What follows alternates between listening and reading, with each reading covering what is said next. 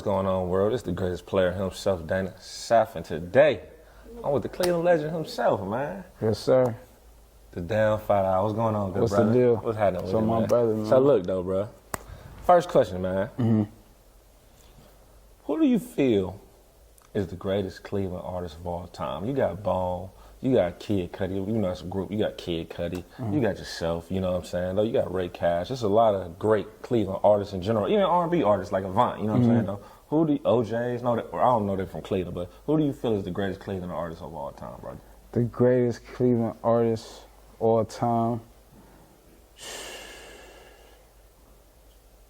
For me, all around, of course I'm gonna say myself, but you know, I'm the bear though. I'm the best ever in returning, so I'm always gonna be around. I would say all around the greatest, exclude myself, I gotta give it to Q Money. I think he was total package, dance, sing, rap, personality, you know, just he was commercial just as much you could play him in the hood. It was, he had this, you know, I seen that firsthand, his star power and his potential and ability. So I say Q Money. That's cold, bro. I like that. I like that answer. So look, Came Down was on Madden. Right.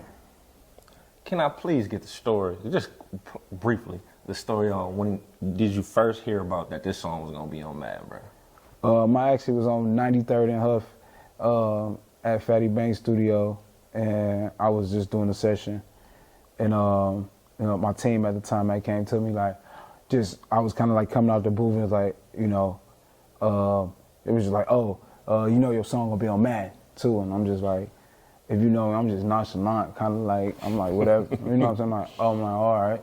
You feel me? I ain't really think nothing of it until it actually hit on Madden.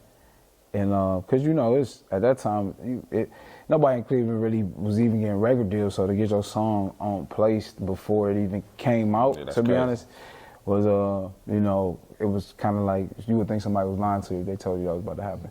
And it's Madden too, so it's like, you know, if you know anything about my community, we come from a strong football, from high school to the professional.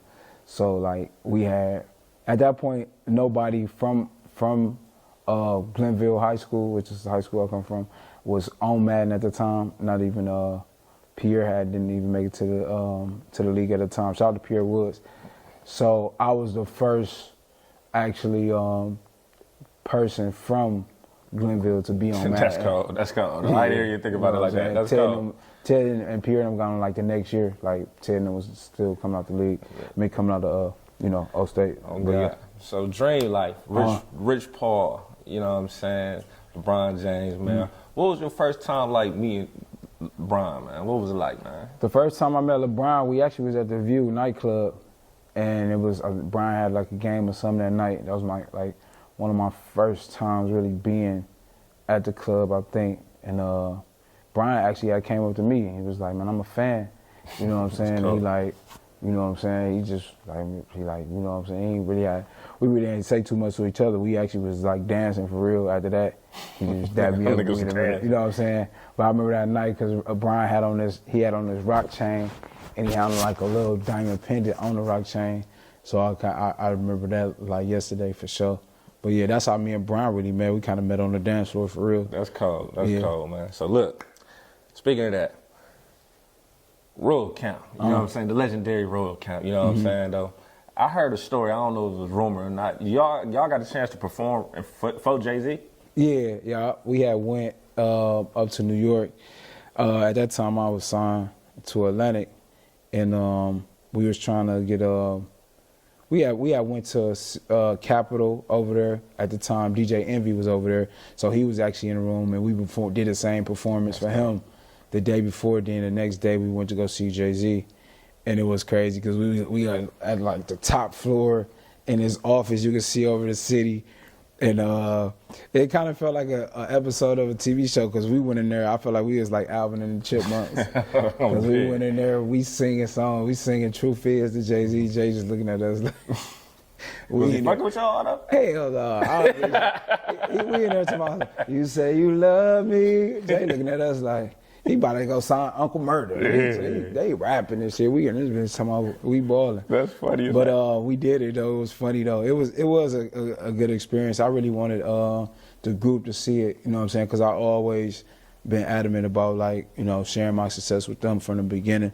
You know, until we really just stopped kind of recording all together. That's what I was getting to too, bro. Like, what caused Royal Camp to separate? Because y'all all did y'all individual things for real musically. Nothing. We just wasn't never together from the beginning. We just did it because we all love music, but I don't think we didn't really kind of like choose each other. We kind of just kind of picked, you know what I'm saying? And I kind of like set the tone as far as like, you know, I'm like, you know, it was 100 of us to be honest, and everybody could rap. There's people that was in royalty that could probably out-rap me, Pooh, and Tay, and RJ together. But, you know, everybody chose different paths and went, you know, I kind of seen that they took it serious, you know what I'm saying? And I was like, you know, I told RJ we got to just break it down to four-man group, even though Bone got 5 members. But at that time, it was 4, so we like, I wanted the same kind of like, you know, kind of like, not mimic Bone, but as far as many members, I wanted to be 4 members.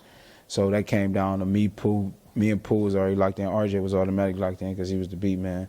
And then we kind of like selected Tay out of everybody because everybody was coming and putting down, you know what I'm saying, RP action, you know what I'm saying, Breeze, man. It was, you know, we had legends. Ron J was on there, Bad Boy. We had, you know, so we had some dope personalities that was just around the neighborhood. And Tay kind of came in and he showed his worth, and that's how he kind of got inducted into the group. He actually came last from out of everybody. He came around last, but he you know, he got in there. That's crazy. My first time hearing this shit. I ain't gonna cap. Yeah. So look, man. So music right now, you know what I'm saying? They saying hip hop is at a goddamn all-time low. Like it's the first time we ain't been on billboards, I think, since 1990 or something like that. Yeah. What do you think music is missing right now, man? Me? Okay. You know what I'm saying? I mean, for real, if you really think about, you know, hit making ability and making what they view as, I wouldn't say pop or even just good music or good, I don't know, because we can't say what's good or not in music. It's just about what feel original, what feel like it's never been done before.